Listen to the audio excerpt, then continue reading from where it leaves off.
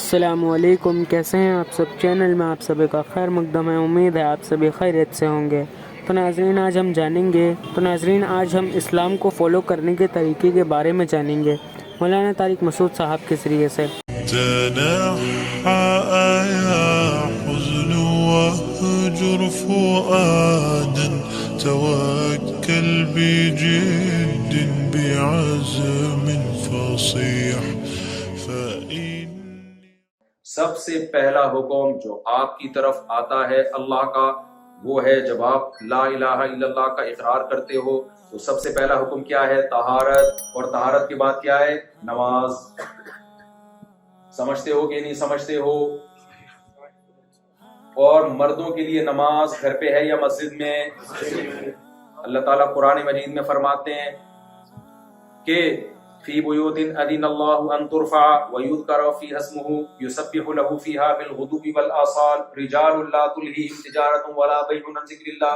اللہ کہتے ہیں کچھ گھر ایسے ہیں جو اللہ کے گھر ہیں، ان گھروں کو کچھ ایسے نیک لوگ آباد کرتے ہیں جن کو تجارت اور کاروبار اللہ کی یاد سے غافل نہیں کرتا۔ اللہ نے یہ نہیں کہا کہ وہ تجارت کرتے ہی نہیں ہے، وہ آسٹریلیا میں ٹیکسی نہیں چلاتے، وہ آسٹریلیا میں جاب نہیں کرتے۔ اللہ نے کہا وہ سارے کام کرتے ہیں، آئے ہی اسی سلسلے میں ہیں۔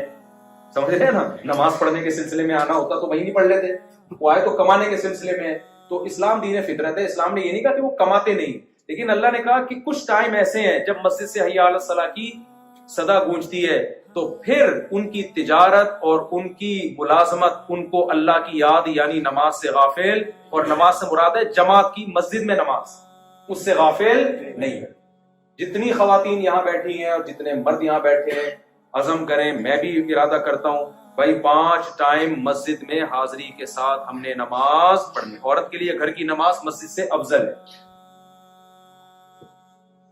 افضل یہی ہے کہ وہ گھر میں نماز پڑھے۔ لیکن کہیں بیان ہوتا ہے جیسے جمعے کے بیان، تو میری رائے یہ ہے کہ اس کو پھر مسجد میں آنا چاہیے تاکہ عورت کا مسجد سے رشتہ بولو مسجد میں، کیونکہ اب ہر جگہ خواتین جا رہی ہیں مسجد میں، مولوی صاحب ڈنڈا لے کے کھڑے ہوتے مسجد میں آنا اجازت نہیں ہے، تو وہ کیا وہ کہتے ٹھیک ہے پھر فلم ہی ٹھیک ہے کیا کریں۔ تو کام زمانے کے حساب سے ہوتے ہیں۔ تو 5 ٹائم پابندی سے نماز پڑھنی ہے، اور خاص طور پہ خواتین کے لیے، کیونکہ بچے ماؤں کے کنٹرول میں ہوتے ہیں۔ باپ خود ماں کے کنٹرول میں جب ہے تو بچے کہاں سے کنٹرول میں؟ زمانہ ہے بھائی، بچے کس کے کنٹرول میں؟ ماں کے کنٹرول میں۔ تو مائیں بچوں کو نماز سکھائیں، بچوں کا مسجد اور مدرسے سے رشتہ ختم نہ کریں۔ آپ آسٹریلیا میں تلاش کریں، مدارس الحمدللہ بہت ہیں یہاں، اور بنائیں مدارس، جو مدارس صحیح علماء ہو، کیونکہ یاد رکھو مدارس میں بھی دونوں طرح کے مولانا، there are 2 types of Maulana's. Pakistan میں تو مدرسوں کے نام پہ دھندا بھی طبیعت سے ہوتا ہے، گراؤنڈ ریئلٹی ہے۔ پاکستان میں کمانے کا بہترین طریقہ یہ ہے کہ 4 دیواری کھڑی کرو، کچھ بچے ادھار لے کر آؤ کہیں سے جو دیکھنے میں یتیم لگیں، غریب سے لگیں، تو ان کے نام پہ پھر نوٹ چھاپتے رہو، اور 2-4 قاری لا کے بٹھا دو، قرآن پڑھا رہے ہیں اور مدرسہ ہے۔ تو بہت لوگوں نے کروڑوں روپے کمائے ہیں۔ تو سارے مدرسے نہیں، الحمدللہ بہت اچھے ہیں، تبھی تو الحمدللہ علماء بھی پیدا ہو رہے ہیں، لیکن بہت سے یہ ڈرامے بازی بھی ہو رہی ہے۔ تو اب میں جا کے لوگوں کو ہائی لائٹ تو نہیں کر سکتا، دشمنیاں ہوں گی، کیس ہو جاتے ہیں، بڑے مسائل ہوتے ہیں، لیکن میں خود پرسنلی جانتا ہوں ایسے لوگوں کو جنہوں نے ماشاءاللہ ایسے نوٹ چھاپے ہیں، 4 شادیاں بھی کی ہیں۔ پہلے ایک صاحب آئے، میری 4 شادیاں، میں نے کہا کرتے ہوئے مدرسے کا محتمین، مجھے ایک دم میرے کام کھڑے ہوئے، میں نے کہا اللہ خیر، اس کے پاس جو پیسہ آیا نا مدرسے کو محتمین بھی اور شادی بھی کرا، تو انکوائری کی پتہ چلا 2 نمبر آتی ہے۔ ضروری نہیں کہ جس مدرسے کے محتمین نے 4 شادیاں کی ہوں تو وہ 2 نمبر ہے، لیکن وہ والا میں تو ویسے بھی کسی مدرسے کا محتمین نہیں ہوں بھائی۔ تو 2 نمبریاں بھی بہت ہیں، دبا کے 2 نمبر۔ میں تو جامعۃ الرشید میں پڑھاتا ہوں، استاذ ہوں، وہاں کی انتظامیہ بھی نہیں ہوں، لیکن جامعۃ الرشید سے میرا بڑا قلبی رشتہ ضرور ہے، کیونکہ آج میں ٹوٹا پھوٹا جو دین کی خدمت کر رہا ہوں، اس کے پیچھے کون ہے؟ جامعۃ الرشید۔ ان کا ایک ویژن ہے، ان کا ایک ہدف ہے۔ لیکن بہرحال مدرسوں میں جیسے وہاں 2 نمبریاں ہوتی ہیں، تو اب جب یہاں مدرسے کھلیں گے تو کچھ مخلص لوگ کھولیں گے، اور کچھ لوگوں کو اندازہ ہو جائے گا بھائی پیسے کمانے کا، اور کے لیے میں بے روزگار گھوم رہے تھے، چلو ایک اچھا طریقہ آیا، مفتی صاحب بھی مدرسے کی ترغیب دے کے چلے گئے۔ دیکھو ٹرسٹ بھی بنتے ہیں، یہاں اکاؤنٹیبلٹی بہت زیادہ ہے، لیکن پھر بھی جو 2 نمبر ہوتا ہے نا وہ سب کچھ کر لیتا ہے۔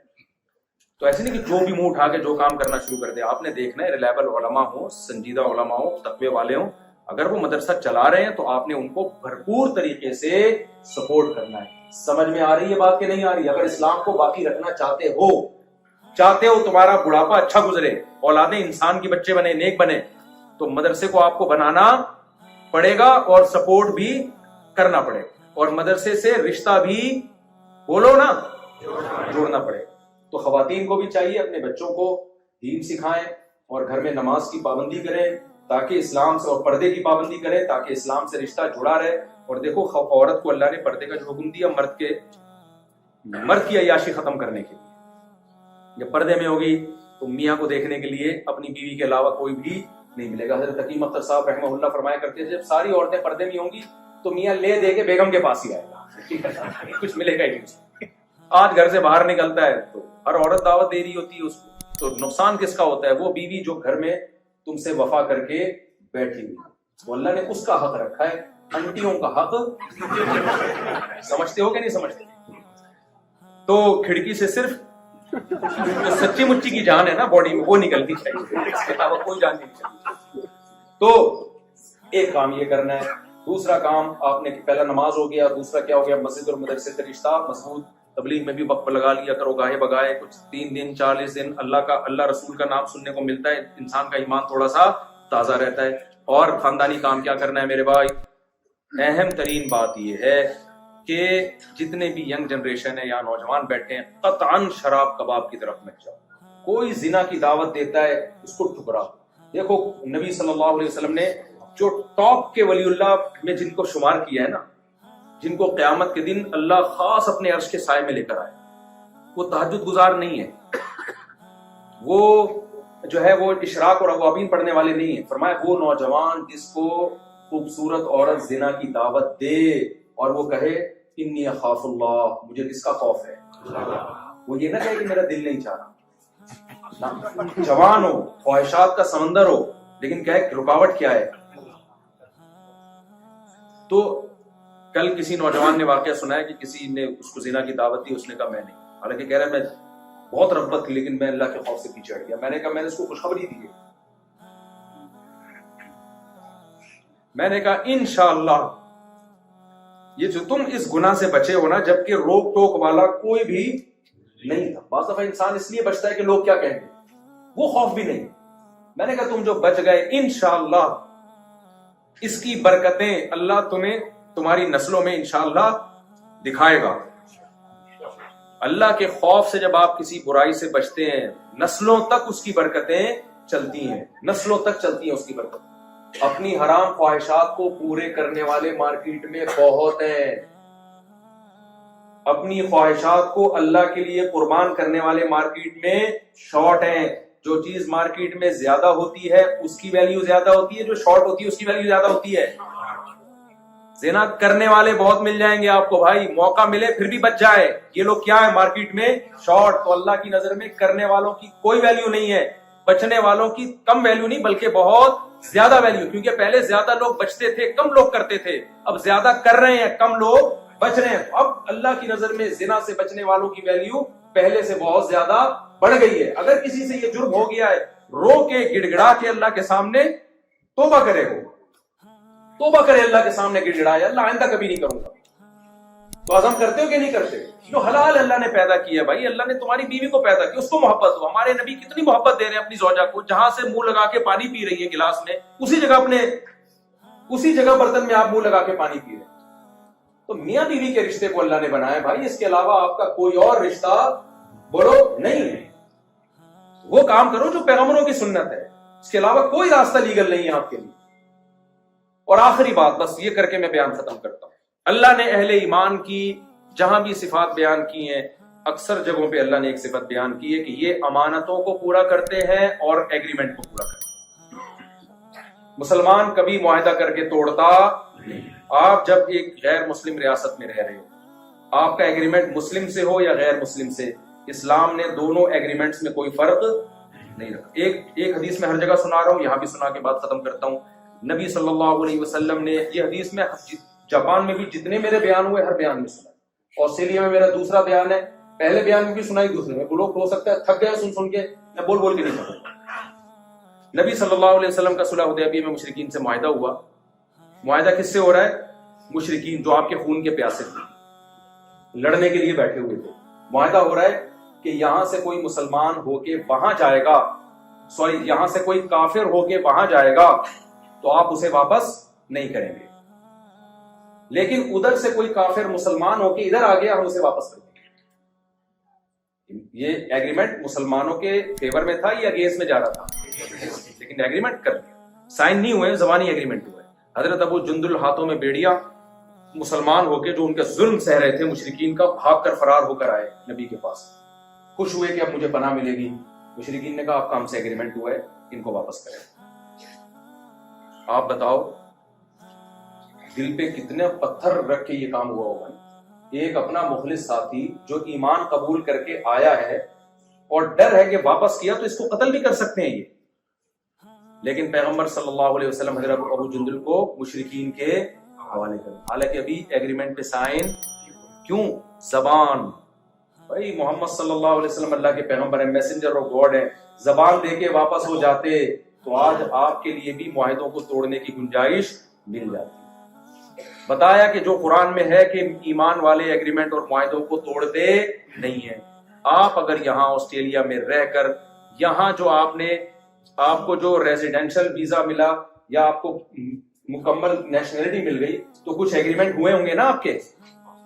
یا آپ جب ویزا لینے کے لیے آپ نے اپلائی کیا, جیسے ہی آپ نے اپلائی کیا گورنمنٹ نے دھکا دے کے آپ کو آسٹریلیا بھیج دیا, کچھ تو پیپر پہ سائن کیے ہوں گے نا. کیا ہو گیا بھائی؟ کچھ تو سائن کیے ہوں گے نا. جب نیشنلٹی یا پاسپورٹ مل رہا ہوگا اس وقت بھی کچھ سائن کیے ہوں گے نا آپ نے. تو ان میں بھائی بہت سارے ایگریمنٹ ہیں جس کے آپ کیا ہو پابند. ان میں ایک بڑا ایگریمنٹ جس کی مخالفت کی جاتی ہے ٹیکس چوری کرنا. سمجھتے ہو کہ نہیں سمجھتے؟ یہ بہت زیادہ ہو رہا ہے. میں جرمنی گیا, مجھے کیا پتا تھا, میں نے تو اس ٹاپک پر بیان کیا. وہاں پتا چلا کہ یہ تو بہت سارے مسلمان گڑبڑ کر رہے ہیں ٹیکس میں. قرآن میں اللہ تعالیٰ کا ارشاد ہے تباہی ہے ان لوگوں کے لیے جو اپنا حق لینے کی باری آتی ہے, 30ویں پارہ ویل للمطففین, جب لینے کی باری آتی ہے تو پورا حق لیتے ہیں, جب حق دینے کی باری آتی ہے تو اس میں ڈنڈی مارتے ہیں. آپ جب یہاں گورنمنٹ کی سہولتوں سے علاج میں اور مختلف چیزوں میں فائدہ اٹھاتے ہیں تو ایک پراپر انسان ہونے کی حیثیت سے, شہری ہونے کی حیثیت سے پورے بینیفٹس حاصل کرتے ہیں. جب گورنمنٹ آپ سے کہتی ہے کہ آپ اپنی ذمہ داری پوری کریں تو اس میں آپ کیا کرتے ہیں؟ بولو, ڈنڈی مارتے ہیں. تو گورنمنٹ آپ کو جو سزا دے گی وہ بہت کم ہوگی اور ہو سکتا ہے آپ گورنمنٹ کی چھوٹ سے نکل جائیں. اللہ آپ کو نہیں چھوڑے گا. اللہ کہے گا میرے حبیب صلی اللہ علیہ وسلم نے اپنے ساتھی کو ان کے حوالے کر دیا ایگریمنٹ کی بیس پہ, تم پیسے نکالنا تمہارے لیے مشکل ہو رہا ہے. جھوٹ بول کر رہ رہے ہیں مجھے فلانے نے قتل کی دھمکی دی تھی, اسائلم لے کے آگے. بھائی کیوں جھوٹ بول رہے ہو یار؟ اللہ کی زمین بہت وسیع ہے. سچ بول کے آپ کو نیشنلٹی ملتی ہے, لے لو. نہیں ملتی تو ہمیں دیکھو نا یار, کیا خیال ہے؟ اگر بھاگنا کسی کے لیے حلال ہوتا تو سب سے اسپیڈ سے کون سوسائٹی کے لحاظ سے دیکھا. کہتے ہیں نا دولہا گھوڑے پہ کیوں آتا ہے؟ اس لیے آتا ہے اس کو بتایا جاتا ہے آخری چانس ہے تیرے پاس. کیا خیال ہے؟ تو یار تمیز سے نیشنلٹی مل رہی ہے تو لے لو, جاب مل رہی ہے تو لے لو. جھوٹ کیوں بول رہے ہو؟ یہ ہو گیا تھا. ایک صاحب نے امریکہ کی نیشنلٹی کے لیے اپلائی کیا. میں نے ان سے پوچھا آپ کو کس بیس پہ؟ آپ کو تو نہ کوئی کچھ بھی نہیں آتا. آپ کو آپ کی نیشنلٹی پاکستان میں باقی رکھی ہوئی, اس پہ ہمیں حیرانگی ہو رہی ہے. کچھ بھی نہیں, تک بھی نہیں آتا. اس نے کہا میں نے وکیل ہائر کیا. وکیل نے کیا کیا ہے؟ وکیل نے پورا کیس بنایا. وکیل تو ہر جگہ مل جاتے ہیں. علامہ اقبال نے ایسے ہی تھوڑی کہا تھا پیدا ہوا وکیل تو شیطان نے کہا لو آج میں بھی صاحب اولاد ہو گیا. وکیل تو ٹوپیاں کرا دے گا. جب وکیل آئے نا دنیا میں تو شیطان نے کہا چلو اللہ نے ہمیں بھی بال بچے دے دیے. یہ اردو میں نے ترجمہ کیا ہے شعر, دنیا آسان ہوتی. تو وہ کیا کیا انہوں نے کیا کیا کہ وہ کہتے ہیں کہ مجھے نیشنلٹی. میں نے کہا آپ کو کیسے؟ کہتے ہیں اصل میں وکیل نے پوری کہانی سنائی نا, وہ فلانے نے تنظیم والوں نے حملہ کیا تھا, پتہ نہیں کیا کچھ پورا ڈرامہ بنا کے ایسے دھماکے ہوئے اس کے قریب میں, زندہ پتہ نہیں کیسے. حالانکہ تو شب برات کا پٹاخہ بھی کسی نے نہیں پھوڑا اس کے قریب میں, کوئی پٹاخہ بھی نہیں پھوٹا ہوگا. ابے تم تمیز سے جہاں تمہیں روزی مل رہی ہے سچ بول کے وہاں کھا لو یار. اللہ کی زمین کیا ہے؟ بہت بڑی ہے. کیونکہ ایک دفعہ جھوٹ جس کی بنیاد ہو نا پہ ساری زندگی جھوٹ ہی چلتا ہے. تو اس لیے بھائی سچ بولنا سیکھو, قانون کو فالو کرنا سیکھو. یہاں آپ یہ امیج مسلمانوں کا بناؤ کہ یہاں کی گورنمنٹ کہے کہ یار مسلمان تو ہمارے جو پرانے شہری ہیں نا, یہ مسلمان ان سے بھی زیادہ اچھی لائف گزارتے ہیں. سمجھتے ہو گے نہیں سمجھتے؟ ایک دفعہ میں کہیں کسی کنٹری میں تھا, بہت لمبی لائن لگی ہوئی تھی نا ٹریفک کی, سائڈ میں راستہ تھا, ایک صاحب نے لائن توڑ کے نا, پاکستانی تھے وہ, جانے لگے. میں نے کہا یار یہ نہ کرو, دیکھو یہ اتنے گھنٹے سے لائن میں لگے ہوئے, تم بھی لگے ہو سکے, بیوقوف ہے میں تھوڑی دیر رکوں. میں نے کہا یار سافٹ ویئر وہی ڈلے گا, وہ اپڈیٹ. تو ایک اچھے شہری بن کے دکھائے تاکہ مسلمانوں کا امیج برا نہ جائے, اچھا امیج جائے. تو آج کے لیے بس اتنا ہی. ویڈیو میں آخر تک بنے رہنے کے لیے آپ سبھی کا بہت بہت شکریہ. چینل کو سبسکرائب کریں, ویڈیو کو لائک اینڈ شیئر ضرور سے کریں. السلام علیکم.